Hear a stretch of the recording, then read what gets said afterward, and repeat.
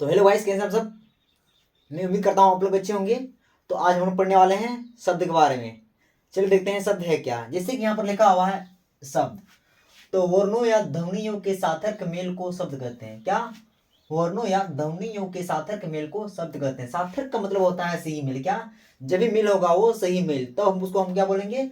शब्द बोलेंगे। कोई दिक्कत? जैसे उसका एग्जाम्पल की बात की जाए, जैसे हो गया आपका गाय हो गया, घर हो गया, रोटी, हिमालय, किताब इत्यादि, ये सारा का सारा आपका क्या हो जाएगा? ये शब्द है।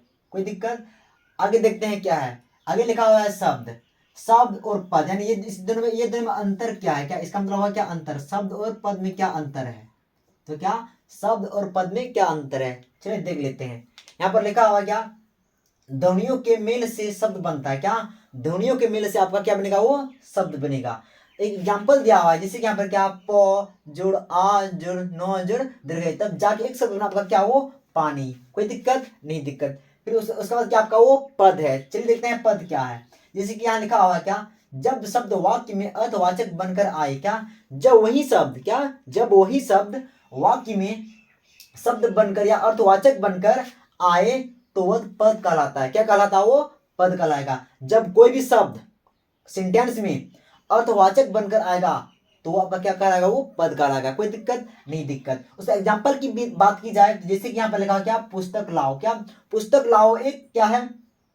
पुस्तक लाओ एक क्या है? वाक्य है। पुस्तक लाओ एक क्या है? वो वाक्य है। उसमें जो है दो पद है। कितने पद हैं? दो पद। पहला पद आपका क्या है? पुस्तक। दूसरा पद आपका क्या है? लाओ है। पुस्तक पद क्या है? तो यहाँ पर लिखा हुआ, आगे देख लीजिए। जैसे यहाँ क्या, एक नाम पद जो पुस्तक है, एक नाम है पुस्तक, क्या ये नाम पद हो गया आपका। एक है कि दूसरा क्या है? वो क्रियापद, जिसका मतलब होता है क्या? लाओ। लाओ एक क्या? वो क्रियापद है। कोई दिक्कत? यहाँ तक आप लोग को समझ में आ गया होगा। चलिए देखते हैं शब्द के भेद।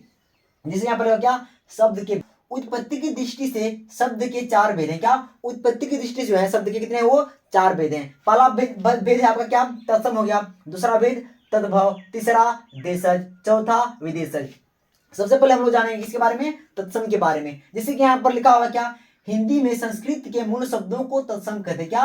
हिंदी में संस्कृत के मूल शब्दों को हम लोग क्या बोलेंगे? तत्सम बोलेंगे। उस एग्जाम्पल की बात की, जैसे यहाँ पर लिखा हुआ है जगत हो गया, फल हो गया, पुष्प हो गया, पुस्तक हो गया, प्रीति हो गया, ये सारा का सारा आपका क्या हो जाएगा? ये तत्सम के अंतर्गत आएगा। कोई दिक्कत? नहीं दिक्कत। आगे देखिए क्या है। जैसे पे आगे लिखा हुआ क्या, तद्भव। तद्भव किसको बोलेंगे? क्या? वे शब्द जो संस्कृत से परिचित होकर हिंदी में आए। क्या? वैसे शब्द को हम लोग तद्भव बोलेंगे जो शब्द क्या संस्कृत से प्रेरित होकर हिंदी में आए हैं, वैसे शब्द को हम लोग तद्भव बोलेंगे। जैसे एग्जांपल की बात की जाए, जैसे यहाँ पर लिखा हुआ क्या है, जैसे गाय हो गया, दूध हो गया, कोयल हो गया, किसान हो गया। कोई दिक्कत? नहीं दिक्कत। फिर आगे देखते हैं क्या है।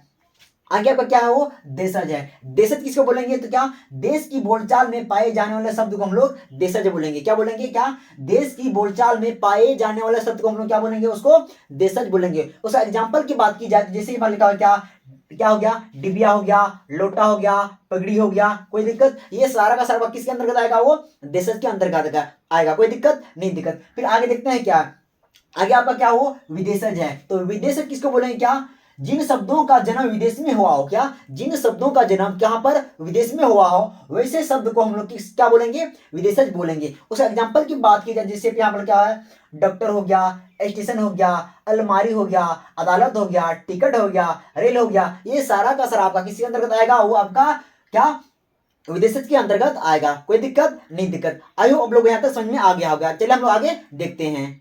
आगे लिखा हुआ है क्या, क्या बनावट या रचना की दृष्टि से शब्द के तीन भेद हैं। क्या? बनावट या रचना की दृष्टि से शब्द के तीन भेद हैं। कितने भेद हैं? वो तीन भेद हैं। कौन कौन है? चलिए देखते हैं। जैसे कि पहला हो गया रूढ़ हो गया, यौगिक हो गया, यगरूढ़ हो गया। कोई दिक्कत? नहीं दिक्कत। सबसे पहले हम जानते हैं किसके बारे में? रूढ़ के बारे में। रूढ़ किसको बोलेंगे? क्या, जिन शब्दों का खंड किए जाने पर कोई अर्थ न निकले। क्या, जिन शब्दों का खंड किए जाने पर कोई अर्थ न निकले, वैसे क्या, वैसे शब्द को हम लोग क्या बोलेंगे? रूढ़ बोलेंगे। क्या बोलेंगे? रूढ़ बोलेंगे। कोई दिक्कत? नहीं दिक्कत। इसका एग्जांपल की बात की जाए, जैसे देखते हैं यहाँ पर लिखा हुआ है नाक हो गया, घर हो गया, पानी हो गया, आम हो गया। ये सारा का सारा किसके अंतर्गत आएगा? वो आपका आ जाएगा रूट के अंतर्गत। क्यों आएगा? क्योंकि इसका खंड करने पर इसका कोई अर्थ होने वाला नहीं है। कोई दिक्कत? फिर आगे देखते हैं क्या है। जैसे कि आगे लिखा हुआ क्या, यौगिक। तो यौगिक शब्द किसको बोलेंगे? क्या, ऐसे शब्द जो दूसरे शब्दों के मेल से बने हैं और जिनके सभी खंड सार्थक होते हैं। क्या? वैसे शब्द जो दूसरे शब्दों के मेल से बने हैं और क्या उसका खंड करने पर दोनों खंड क्या हो? सार्थक हो, वैसे शब्द को हम लोग क्या बोलेंगे? यौगिक शब्द बोलेंगे। कोई दिक्कत नहीं? दिक्कत उस एग्जांपल की बात की जाए जिससे पर लिखा हुआ है, जिससे आपका हो गया पुस्तकालय। पुस्तकालय का खंड करने पर ये दोनों का अर्थ हो जाएगा। जैसे एक पहला अर्थ है पुस्तक और दूसरा आपका आलय, तब दोनों को मिलाकर के होता है पुस्तकालय। कोई दिक्कत नहीं? दिक्कत। आगे देखते हैं क्या आगे आपका क्या है? रसोई घर। क्या? रसोई घर। ये रसोई घर जो है दो शब्दों के मेल से बने हैं। पहला शब्द क्या है? रसोई और दूसरा क्या है? घर, तो जाके वो बन गया क्या? रसोई घर। कोई दिक्कत नहीं? दिक्कत। आगे क्या है? प्रयोगशाला।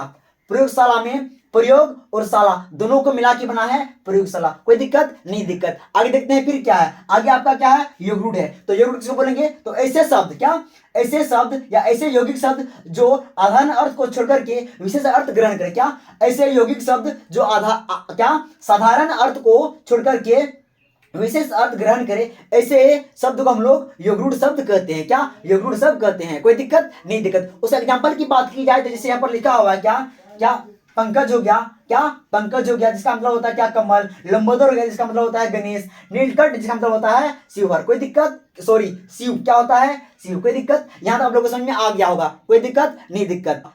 चलिए हम लोग आगे देखते हैं। जैसे कि आगे लिखा हुआ है क्या?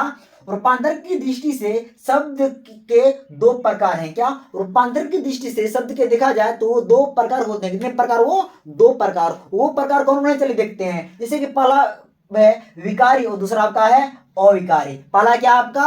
विकारी और दूसरा आपका अविकारी। और विकारी शब्द किसको बोलेंगे? क्या? विकारी शब्द वे शब्द हैं जिनके रूप, लिंग, वचन, कारक और पुरुष के अनुसार बदलते हैं। क्या? क्या? वैसे शब्द को हम लोग विकारी शब्द बोलेंगे जिनके रूप, लिंग, वचन, कारक और पुरुष के अनुसार बदलते हैं। वैसे शब्द को हम लोग क्या बोलेंगे? विकारी शब्द बोलेंगे। कोई दिक्कत? विकारी शब्द जो है वो चार होते हैं। कितने होते हैं? चार होते हैं। जैसे कि यहाँ पर लिखा हुआ है, पहला आपका हो गया क्या? संज्ञा, सर्वनाम, विशेषण और क्रिया। कोई दिक्कत नहीं? दिक्कत। आगे देखते हैं क्या है? अविकारी शब्द। अविकारी शब्द किसको बोलेंगे? चलिए देखते हैं। जैसे कि यहाँ पर लिखा है क्या? अविकारी शब्द वे शब्द हैं जिनके रूप नहीं बदलते। क्या? अविकारी शब्द हम लोग उन शब्दों को कहेंगे जिनका क्या? रूप नहीं बदलता हो, वैसे शब्द को हम लोग क्या? अविकारी शब्द कहते हैं। कोई दिक्कत नहीं? दिक्कत। अविकारी का दूसरा नाम क्या है? अव्यय। क्या है? अव्यय। अविकारी शब्द का दूसरा नाम क्या है? अव्यय। कोई दिक्कत नहीं? दिक्कत। इसका भेद की बात किया जाए, प्रकार की बात किया जाए तो ये चार होते हैं। कौन कौन होते हैं? आगे देखते हैं। जैसे कि पहला आपका क्या है? क्रिया विशेषण। दूसरा क्या है? संबंध। क्या है? संबंधवाचक। तीसरा का क्या है? समुच्चयवाचक। तीसरा का क्या है? विस्मयादि बोधक। कोई यहां तक आप लोगों को समझ में आ गया होगा। आई होप आप लोग को मेरा वीडियो पसंद आया है। अगर आप लोग को मेरा वीडियो पसंद आया हो तो प्लीज आप लोग मेरे वीडियो को like, share, comment and subscribe जरूर करें। Okay, thank you.